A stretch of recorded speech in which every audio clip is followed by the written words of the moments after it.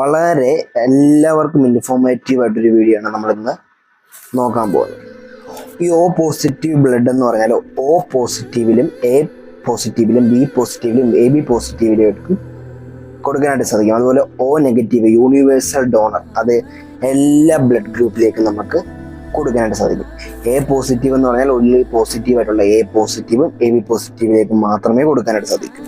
A negative എന്ന് പറയുമ്പോൾ എയുമായിട്ട് ബന്ധപ്പെട്ട A പോസിറ്റീവ്, AB പോസിറ്റീവ്, അതുപോലെ A നെഗറ്റീവ് അങ്ങനെ കൊടുക്കാനായിട്ട് സാധിക്കും. B പോസിറ്റീവ് ആകെ കൊടുക്കാൻ സാധിക്കുന്നത് AB പോസിറ്റീവിലേക്കും B പോസിറ്റീവിലേക്കും മാത്രമാണ്. B നെഗറ്റീവ് എന്ന് പറയുമ്പോൾ AB, അത് പോസിറ്റീവും നെഗറ്റീവും വരുന്നിടത്തെല്ലാം B നെഗറ്റീവ് കൊടുക്കാം.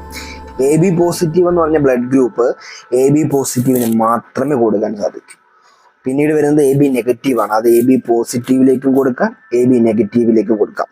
ഈ വീഡിയോ ഇഷ്ടപ്പെട്ടാൽ നിങ്ങൾ സേവ് ചെയ്ത് വെക്കുക. അതുപോലെ തന്നെ ഇത് എന്തായാലും നിങ്ങൾക്ക് ഉപകാരപ്പെടും. അതുകൊണ്ട് നിങ്ങൾ ആർക്കെങ്കിലും ഒക്കെ ഷെയർ ചെയ്ത് കൊടുക്കുക.